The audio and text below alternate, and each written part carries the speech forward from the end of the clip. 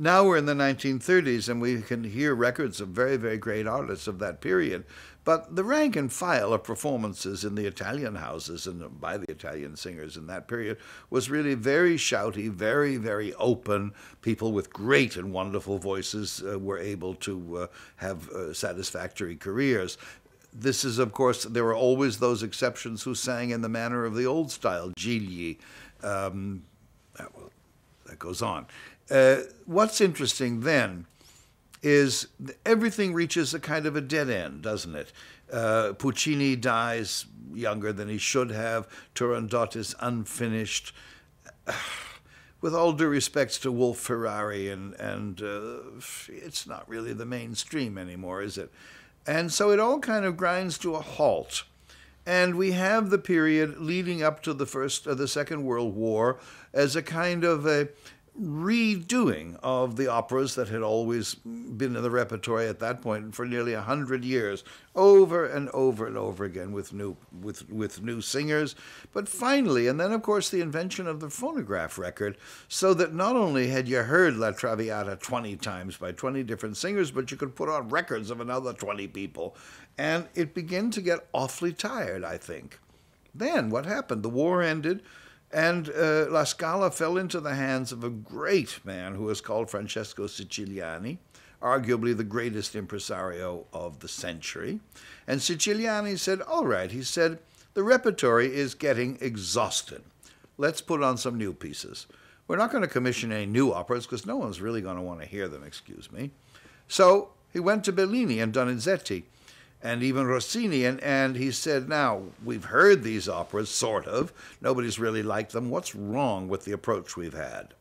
He said, here's an opera written for the old dramatic soprano, a voice sounding like a mezzo, with a great power and color and acting ability, and we've only heard it sung by little chirpy light sopranos because of the coloratura demands we've given it to the light soprano. He said, I have this young American girl called Maria Callas. He said, let's see if Maria can sing this. She's up till now only sung Isolde and Gioconda. And he handed her these, the Bellini and Donizetti scores. He brought Callas to La Scala singing Anna Bolena and Maria Stuarda and La Sonnambula. And then even Lucia, which really had nothing to do with the old dramatic soprano, but she was magnificent in it. I heard her myself. And so that is the moment when the historical approach has become what is interesting in the opera. With Callas and Siciliani, the public wants to hear operas that hasn't been heard for 80 years, not what's in the current repertory. And the art of reviving a work, which we really don't know how it goes, becomes very, very important.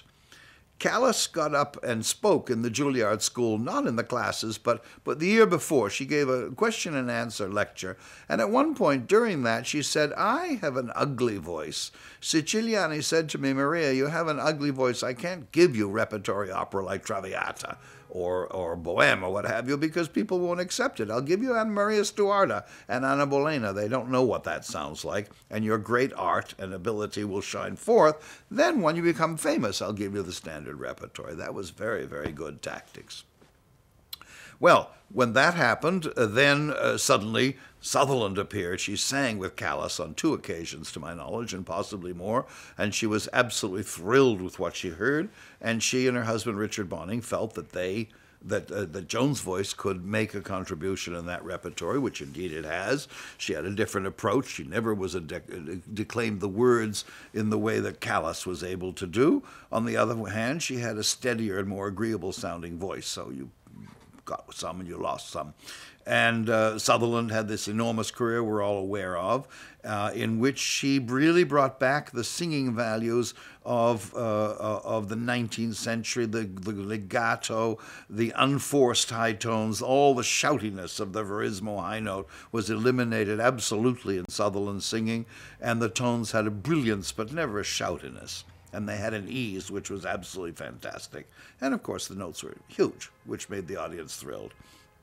Then, very soon, all this happened very quickly. I was privileged to work with Sutherland when I was a very young man and writing cadenzas for her and to sing, mostly in the 18th century music. Richard Bonning did all the work on the 19th century music, but it was a factory for early music, not contemporary music. Then, soon after that, Montserrat Caballé came to me, and she, too, had a kind of voice that could sing that older music, and the public was thrilled to hear her sing it. She became successful singing Donizetti's Lucrezia Borgia here in Carnegie Hall.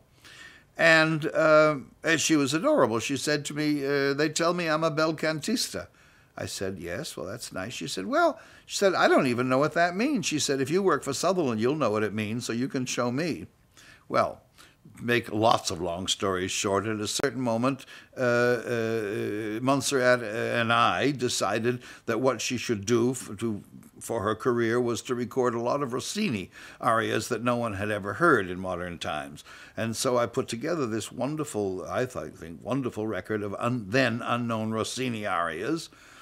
And then subsequent to that, La Scala asked me to reconstruct the Siege of Corinth for their performance of it was in the centenary of Rossini's, what would it have been, his death. The centenary of Rossini's death was an important event in Italian history. And so we put together, it was the debut in La Scala of Beverly Sills, the debut in La Scala of Marilyn Horne, the debut of Justino Diaz, and the debut of me. And that was an exciting night. And that really was, because you see, Siciliani and Callas had revived the Donizetti and the Bellini. Callas had sung Armida of Rossini, but she didn't go on with the Rossini music. And so the Rossini music was, I'm proud to say that I was one of the people that put that before the public nowadays. So we've come full circle. Now it would seem there are very, very few people around, singers who can really do a first-rate Traviata. Tosca, which I heard when I was a young man so many times I never wanted to hear it again, is rarely done. There's nobody. Aida, these were the standard operas. They don't find it easy to cast them anymore. I think all of this has to do with the fact that for the whole of our century, of the 20th century, these two things rode side by side: the absolutely untrained Verismo's voice. Then, of course, you needed a naturally wonderful instrument, but basically untrained voice, and the extremely refined, let's call it throwback voice to the bel canto period: Melba, Tetrazzini, Gigli, Sutherland, Horn. The two schools went side by side. The pupil, the student, was in a total quandary, because neither of the teachers that they might apply to, none of them had a sign on their door, I teach the Verismo kind, no, I teach the bel canto kind. They were just teachers, and these young people went to them back and forth, and probably unknowingly got buffeted back and forth between two diametrically opposed approaches to singing, and the result was they couldn't sing at all. Consequently, the big voices that you need for the Verismo, which require wonderful support and a wonderful voice, they're gone. I haven't heard one in quite a while. At the same time, the brilliant coloratura singers with the wonderful legato and the color and the declamation, I don't really hear a lot of those. There are those few.